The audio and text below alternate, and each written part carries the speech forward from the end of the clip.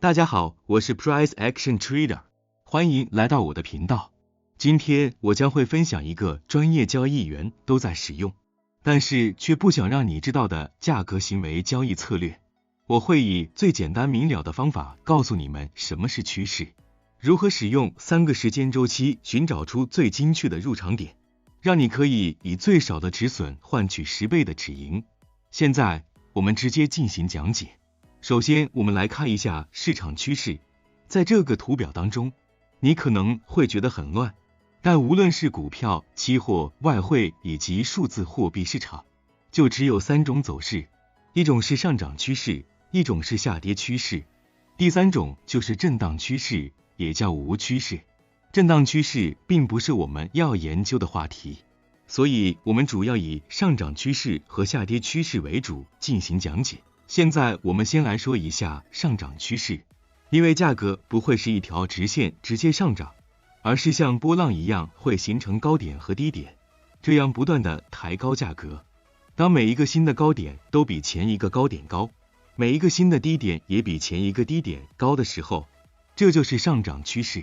相同的道理，价格也不会是一条直线直接下跌，而是在不断的下跌中产生更低的低点和更低的高点，这就是下跌趋势。趋势讲完了，现在我们直接来看案例。这是美元对加元的日线图，你可以看到这里高点在不断抬高，低点也在不断抬高，这是一个非常明显的上涨趋势，所以我们的交易方向是做多。下面我们再到4小时图看一下，我们可以看到4小时图也是高点在不断抬高，低点也在不断抬高，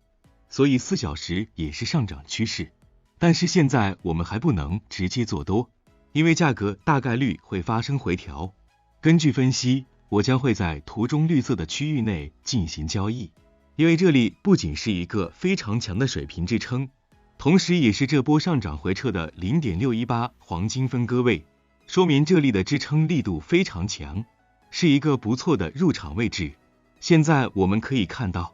价格已经来到了我们要关注的入场位置，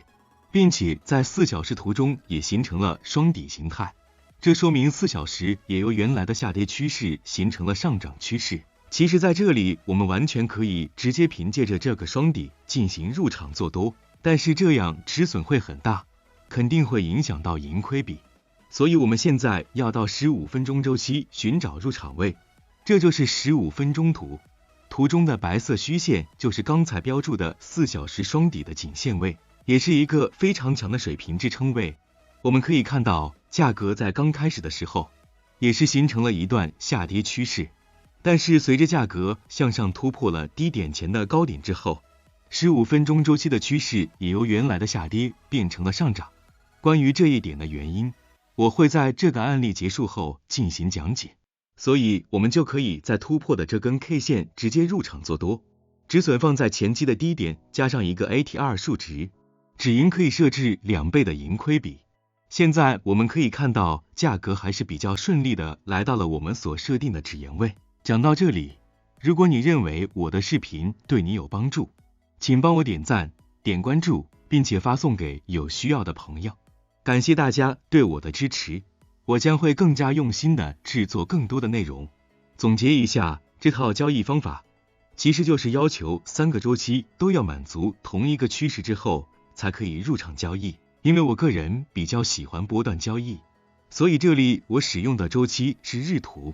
4小时图和15分钟图进行分析，入场、止损及止盈。如果你比较喜欢日内交易，可以根据我的时间周期依次缩小一个周期即可。现在我们回过头来再说一下这其中所遇到的问题。可能很多人会有疑问，我为什么会选择在第2个双底的位置进行入场，而不是在第1个双底或者是前面的吞煤线的位置进行入场？那么是因为第1个双底并没有到达我所关注的入场位置，而吞煤线虽然到达了我所关注的入场位，但是根据道氏理论所讲述的，